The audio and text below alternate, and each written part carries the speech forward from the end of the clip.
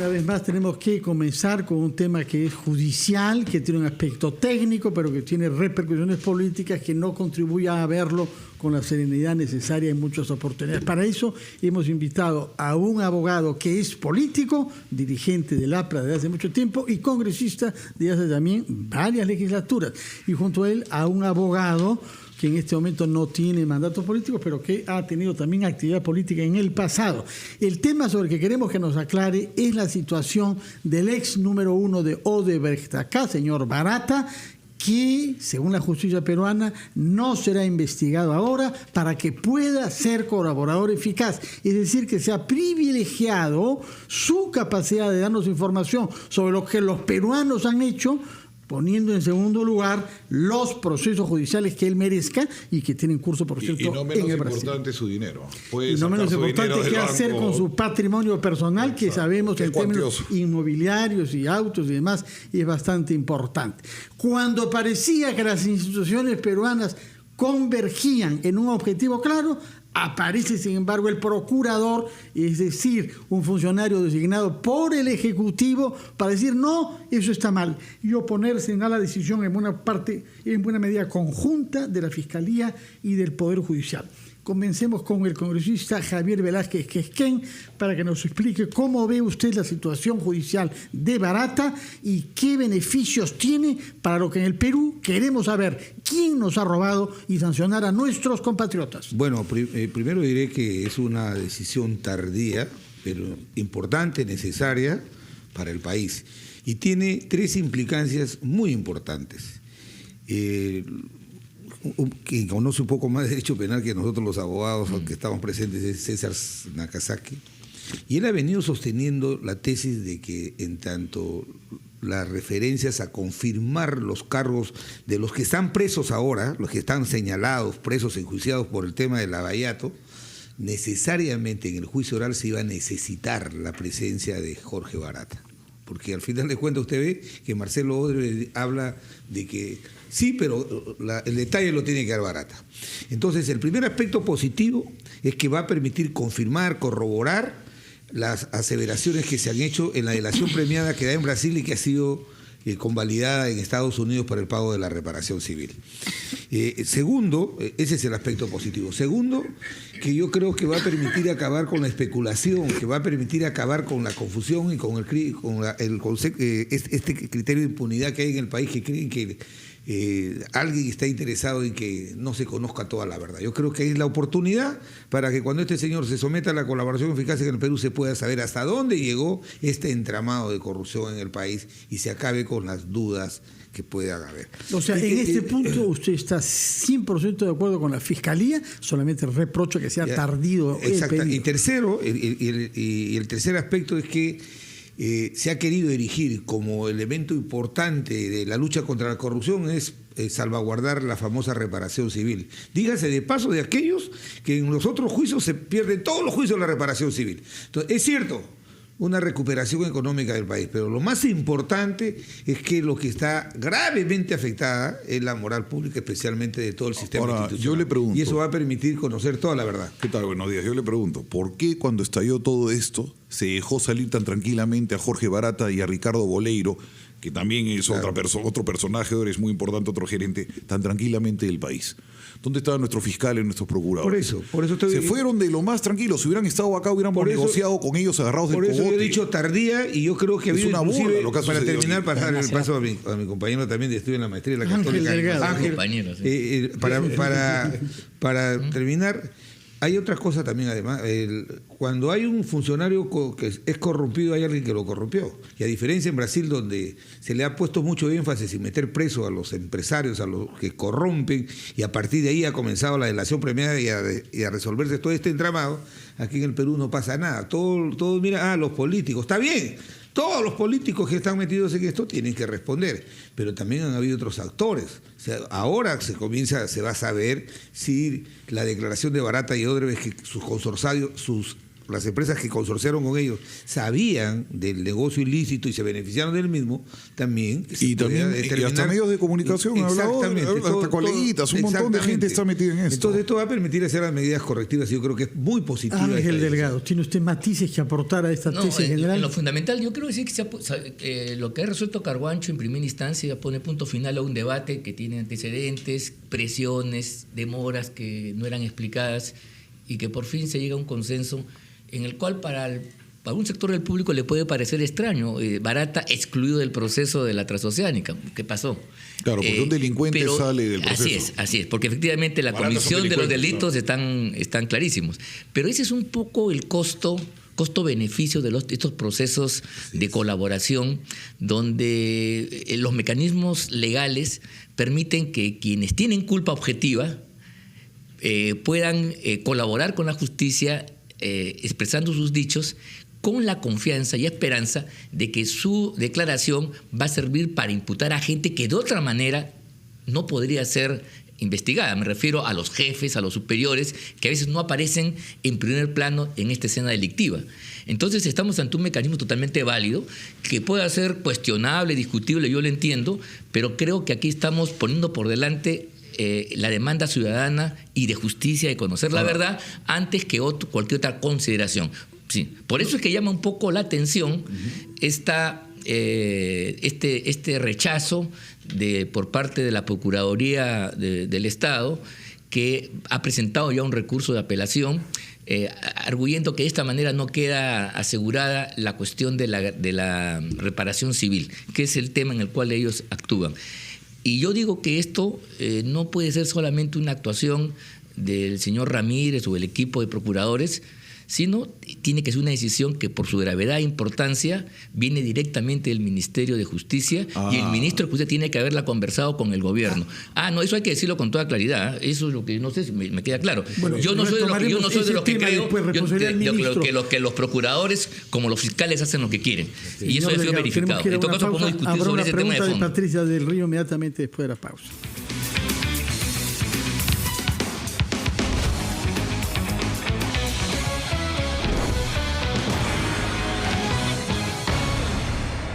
De los cuales es además dirigente político y congresista, sobre la decisión adoptada por la justicia de concederle a Jorge Barata, ex jefe de Odebrecht en el Perú, una situación judicial particular, la de colaborador eficaz según la justicia peruana, lo cual supone retirarlo a él como en su calidad de investigado.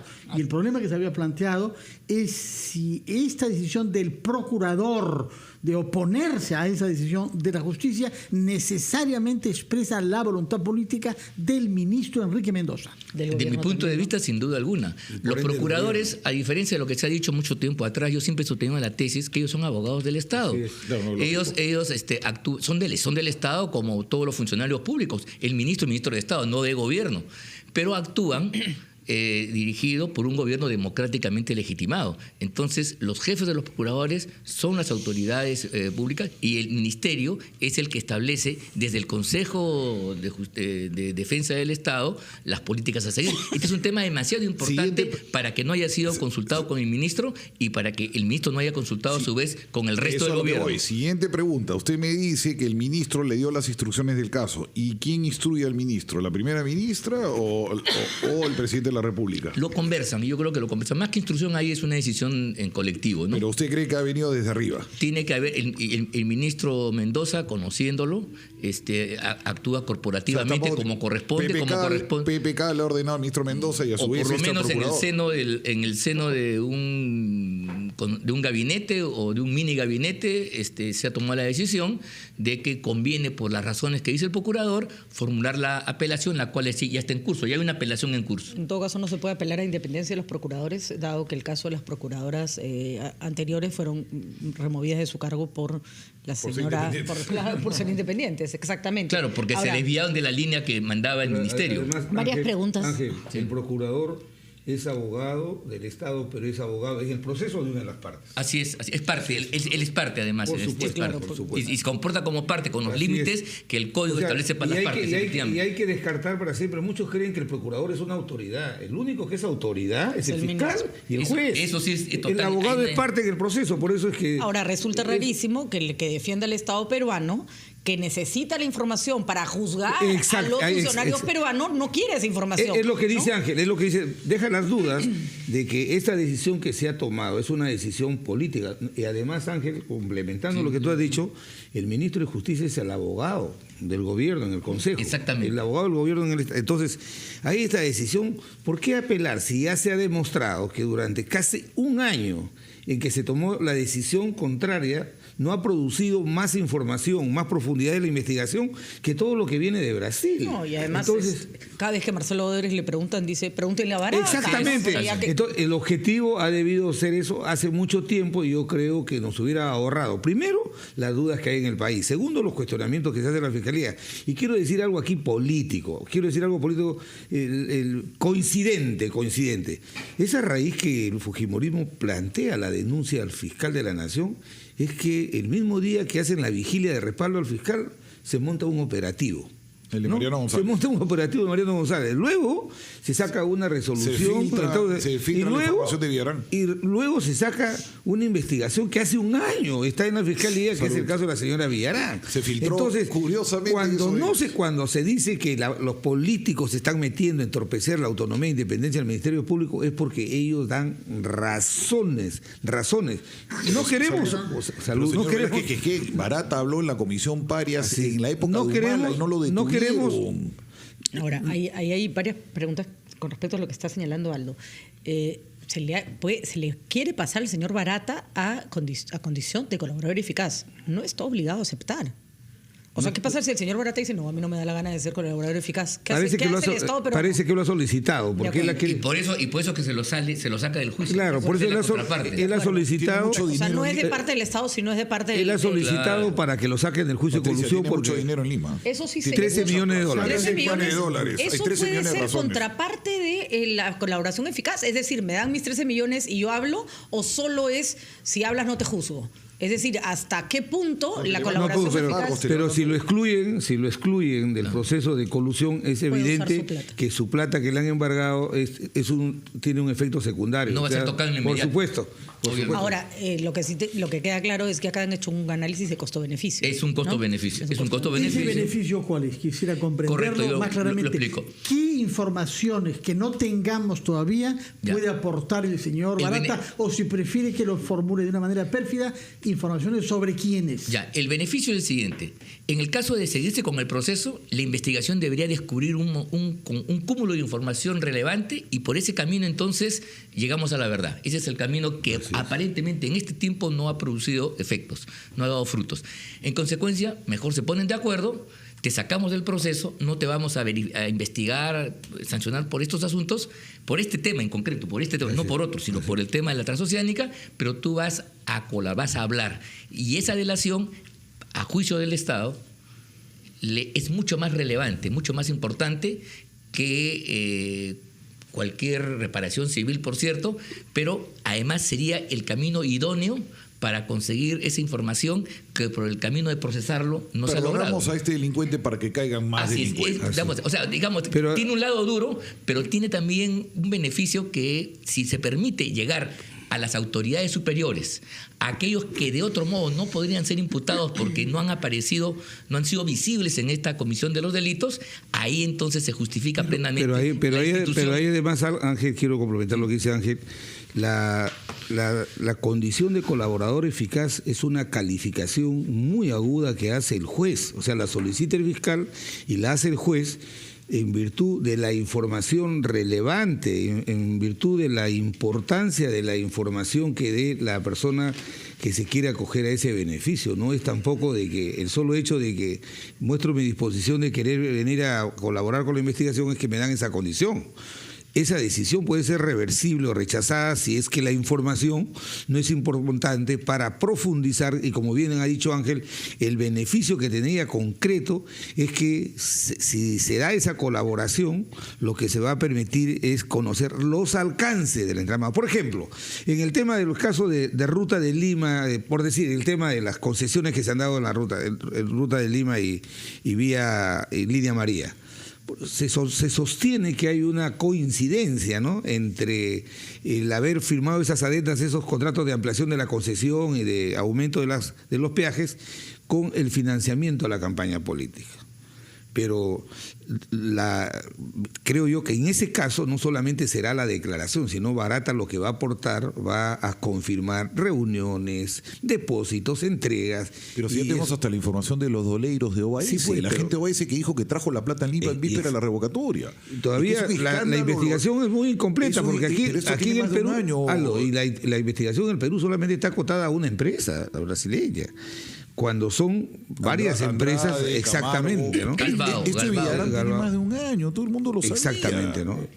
Exactamente. Bueno, informaciones relevantes, dijo usted, Ángel Delgado. ¿Sobre qué casos necesitamos informaciones relevantes todavía? En este caso, sobre el delito que se toma Toledo en torno a esta zona que ha significado ya objetivamente haber descubierto una transferencia a su favor de más de 20 millones de dólares. La pregunta que yo creo que tenemos que hacernos todos es si es posible que el señor Toledo haya actuado en solitario.